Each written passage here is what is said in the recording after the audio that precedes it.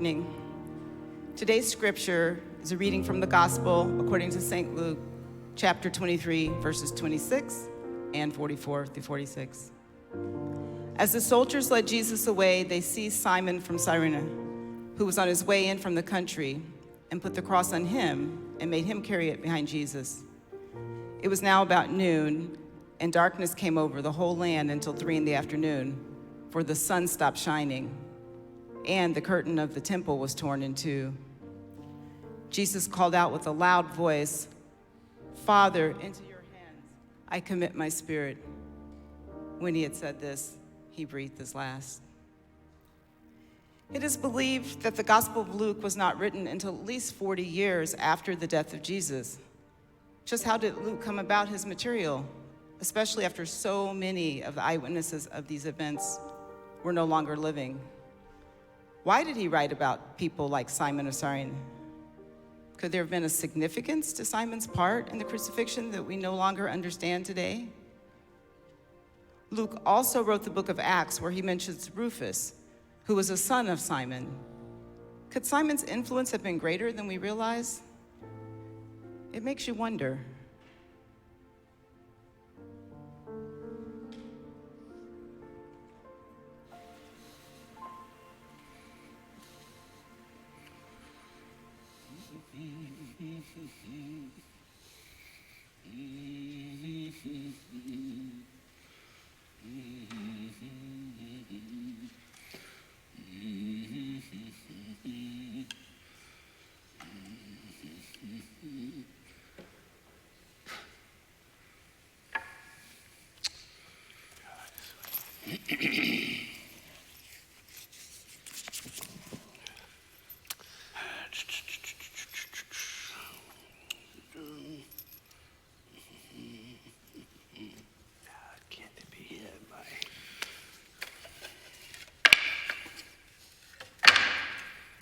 Excuse me, are you Simon?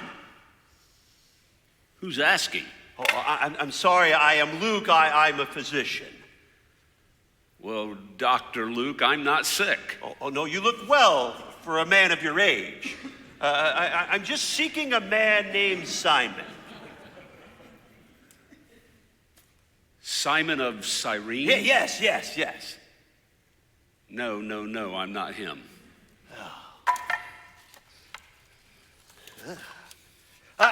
Is that a cross?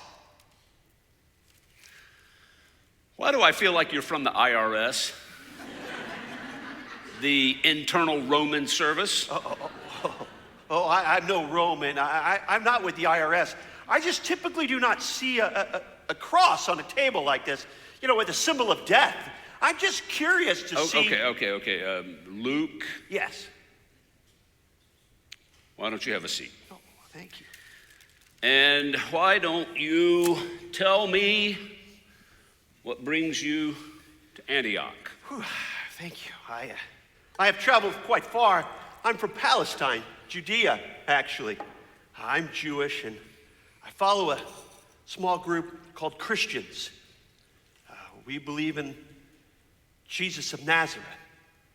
I've been commissioned by a great person. His name is Theophilus. He commissioned me because of my skills to take note and find people that know things. And I have heard that Simon knows things. What kind of things? Like the crucifixion, that he came to believe and then came to Antioch and taught others and became a small community here. I was wondering if you knew where I could find him. You can't. He died some time ago. But I could help you. Simon was a friend. I too am a Christian. I was the first convert to the Christian faith here in Antioch under Simon. He changed my life. I would be ever so grateful to hear the story. Now, was Simon there when Jesus was crucified? Yes. He was He was there all right. He was most certainly there. He was in Jerusalem on business. His family exported silphium from his hometown of Cyrene in Libya, North Africa. It grows abundantly there, and as you know, it's the wonder herb of the Mediterranean. Did you realize that Julius Caesar used to keep a cache of silphium in the Roman treasury just in case of financial crisis? His family did quite well.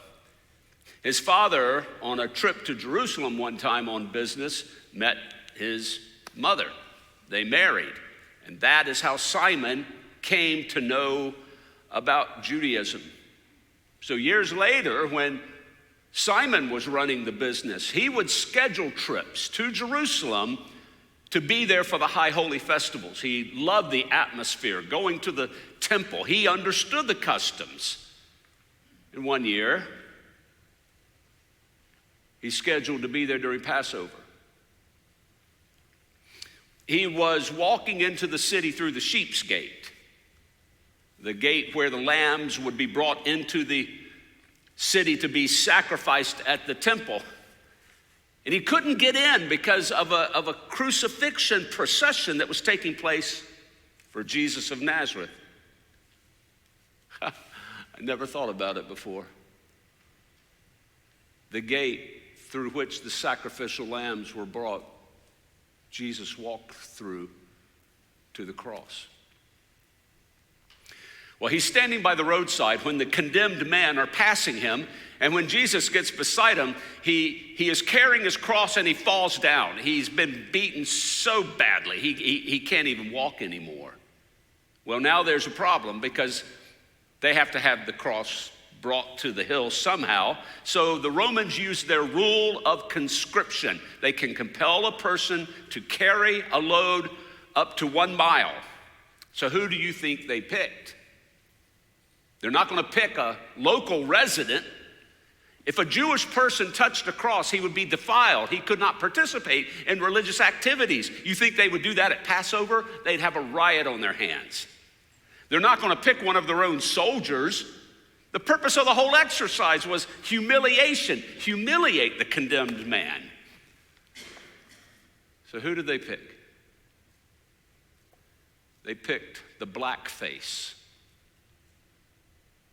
the man from Africa, the one for whom no one is going to protest his being chosen. Simon used to say that when he bent down to have the cross put on his back, he felt this rush of anger come over him. Angry that the Romans had such a rule. Angry at a world that was supposedly so advanced but still treated people like objects. Angry at himself. He said he knew the moment he realized what was going on, he should have been backing up, but he didn't. Angry at this poor fellow being crucified and whatever he did that put him there alongside him. And that's what made him look up for the first time at whoever this person is. And he looked over and Jesus was looking back at him. And Jesus whispered to him, "I will help you." Don't write that part.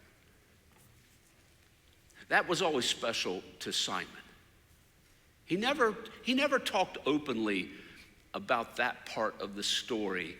Only a few of us know that, but it was an important moment. For one thing, Simon said it broke him out of his anger. When the procession resumed, he said he started chuckling to himself that this fellow's going to help me. He wanted to say, "Friend, you can't even get there on your own. You're the one who needs help."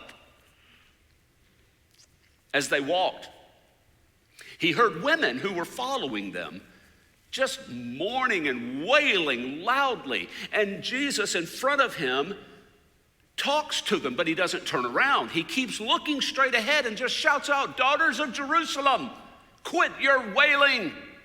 Don't weep for me. Weep for yourselves and for your own children. For the day is coming when the lucky ones will be those who never had children at all." You can write that down.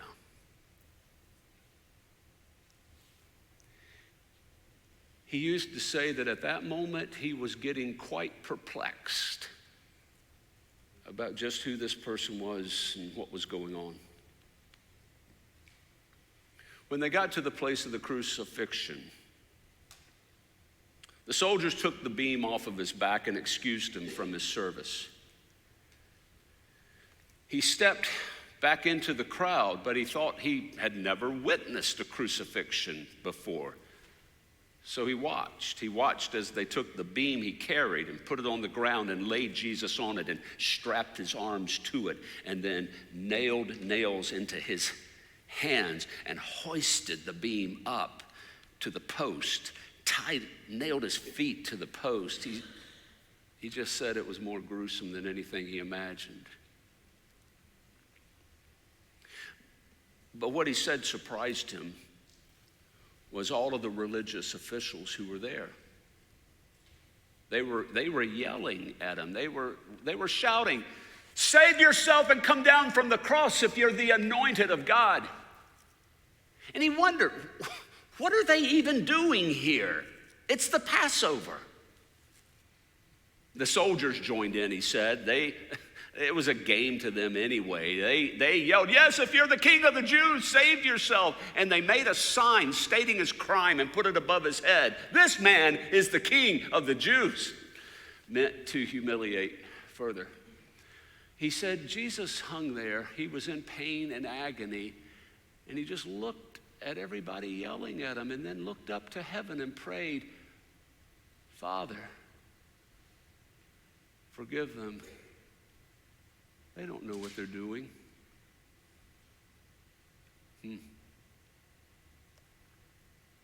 Well, the two others who were crucified were on either side of him.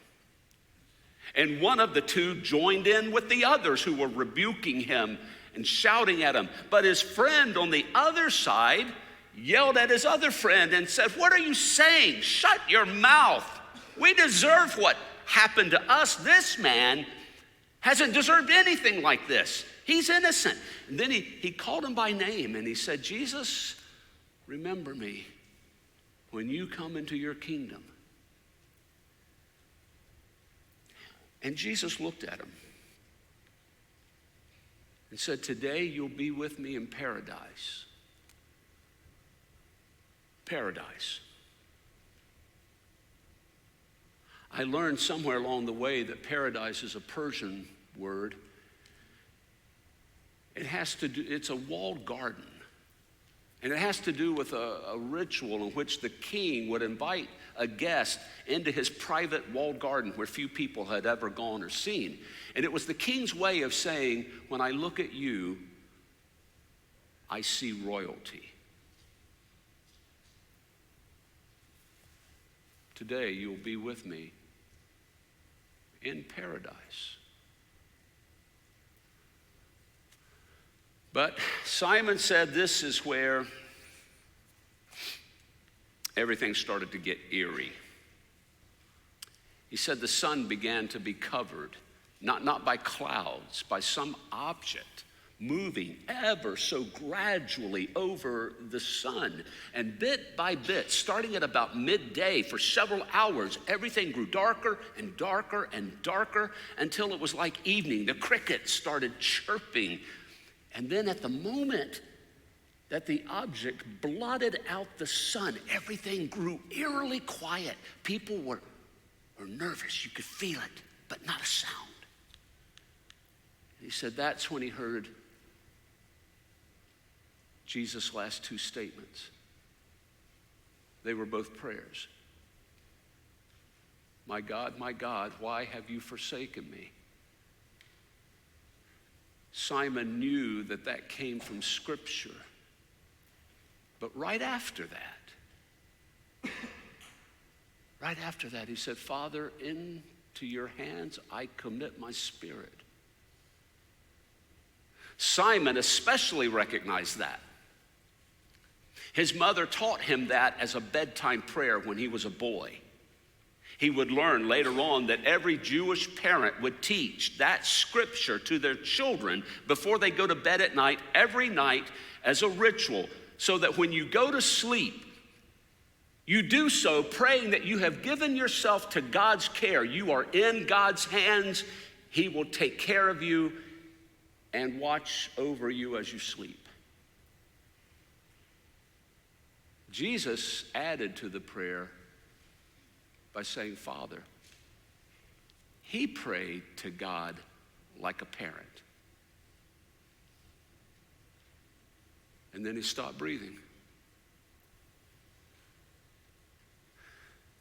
Simon said he died committing himself to God's care, and he stood there looking at the slumped body of Jesus on the cross, and he wondered, is this the Messiah? Did I just watch the Messiah be crucified? He said there's a saying that if you participate in a person's death, you share in that person's story. So he had to learn Jesus' story. He met some of his followers. Every time he came to Jerusalem on a trip, he would meet with those followers and be introduced to more followers. It was like he was putting together a puzzle. He learned about the events of Jesus' life, the miracles he performed, the healings that occurred. He even brought people back from the dead. He learned about his teachings, how he could hold crowds of thousands spellbound by his stories, unlike anything they had ever heard a teacher tell before. But all of his stories taught about a God whose mercy knows no limit, that all people matter to God. But the story and the teaching that pulled him over the line of faith was the day someone told him what Jesus said about discipleship. How Jesus said, if you would be my disciple, you must take up your cross and walk behind me. He said when he heard those words, it was like he heard the voice of Jesus and he realized, I did that. That was me. I'm the first disciple. And when he would teach this to people, I can hear his voice now. Think about it. Me, a black African.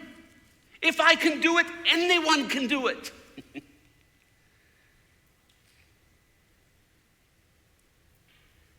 And that's when he became a believer. And he gave his life to Christ. Because he believed this, that the hope of our world is in people willing to bear the crosses of others. He would say, if we do not bear others' crosses, we will become okay with a world that puts crosses on people's backs. We will be okay with a world where some bear burdens others don't have to bear. That if we don't bear crosses, we'll get to a place where we don't even see them anymore. And the worst is, we will never realize how we participate in putting crosses on people's backs. He used to tell this story. He learned it as a boy growing up. It goes like this. Every morning in Africa, the gazelle wakes up knowing it must outrun the fastest lion or it will die. And every morning in Africa, the lion wakes up knowing it must outrun the slowest gazelle or it will not eat. So whether you're gazelle or lion, every day you have to run. And then he would say, look around you. Look at everybody. They're all running. Everyone is running because they're afraid. They're afraid of what's going to happen to them. They're afraid of who's after them. They're afraid that they might not have enough to eat or to feed their family. They're afraid that their way of life is being threatened. They're afraid that somebody's going to take what's theirs. But if we will take up their crosses, he would say, they will learn that they no longer have to run because they're seen,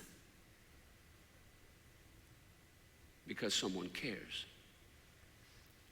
He said when God looks down on us, God doesn't see nation or empire or possessions. God sees his children, and what God says is, my family. He said when we take up the crosses of other people, we realize we're all family. We all depend on each other. But then he would say, the best part, the best part, he would say, is when we take up crosses, that's where we find Jesus. He said, that's where I found Jesus when I was forced to do something I didn't want to do. He was there. And he helps.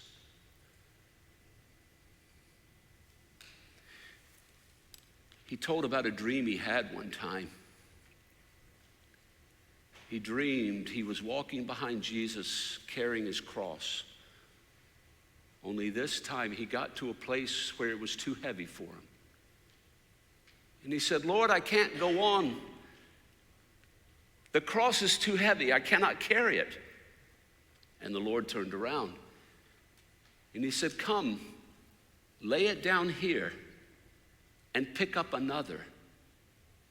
And the Lord showed him all of the crosses people have carried.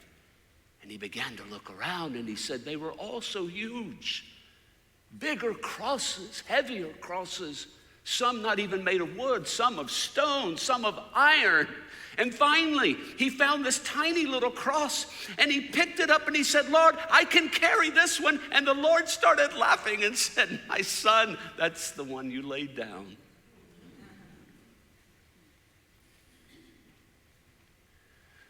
We all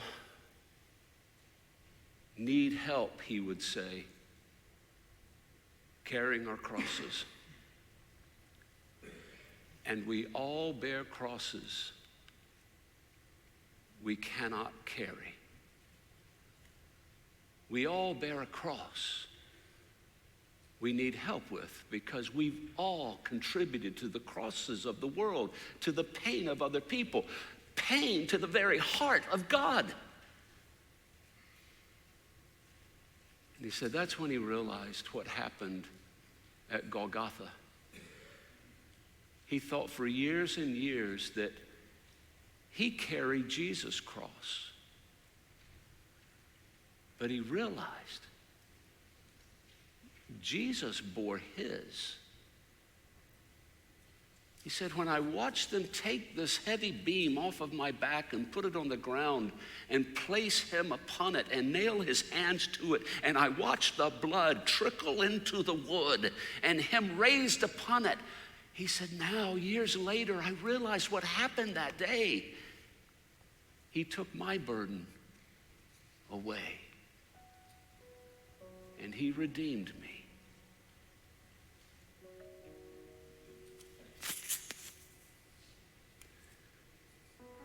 Years ago, Simon came to Antioch when I was bearing an awful cross. I was bearing something that was destroying me from the inside. And he got to know me, a total stranger. And he told me how to have that cross lifted. He told me about a man who died for me so that I would be free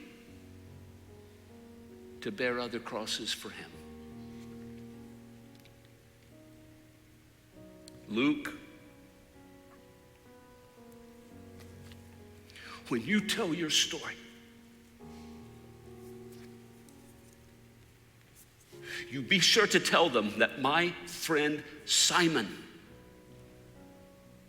was there.